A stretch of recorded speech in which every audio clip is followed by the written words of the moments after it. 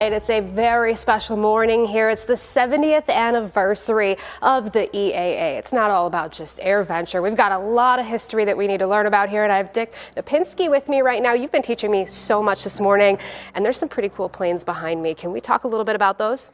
Sure. These are all of the airplanes that Paul Poberezny, our founder, designed. He designed 15 airplanes throughout his entire life. These are three of them right here. The one over here on the far left side is the Baby Ace that was in Mechanics Illustrated in the mid-1950s. At the time, you could build it for less than $800. It made EAA very popular at that time in a national magazine.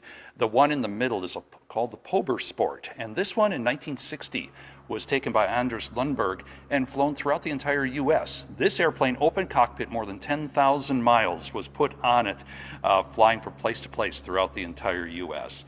And then the one at the end is Little Audrey. It's one that was designed, and Paul restored that airplane and named it after his wife. And so that is Little Audrey. So these are three of the pioneering airplanes from our founder, just three of the more than 100 here in the museum. How long did it take him to make these? Do you know? Well, typically a home-built airplane takes anywhere from 1,000 to 3,000 hours to build. And these are all from sets of plans and not from kits. So it took a little bit longer.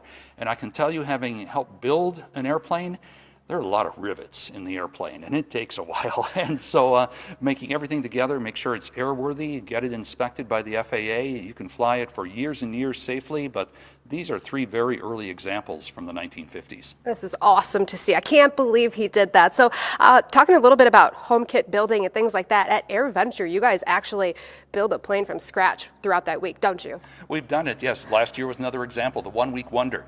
Monday morning, we open up the crate, start the kit going. That was a Sonics airplane from right here in Oshkosh, and was put together by a group of volunteers and by people who came in, popped a rivet, and became part of the building process, and we taxied it out the final day of AirVenture last year. I remember being able to vote on the color and the scheme that you guys are going to paint it. Pretty cool stuff here. You have an interesting event coming up as well. Can you talk a little bit about that? Yep, Winter Flight Fest coming up on February 11th. We'll have ski planes here if snow hangs in there, so I'm going to hold you responsible for that to make sure we have enough snow for them to land. Have family activities inside the museum, and then on March 11th we have our Flight at the Museum, a beer food tasting extravaganza, 5-course meal with beer pairings. Tickets on sale for that right now for March 11th. There's one thing that I have to ask you, a ski plane, oh my goodness. How in the world, is it hard to land and take off with skis on there?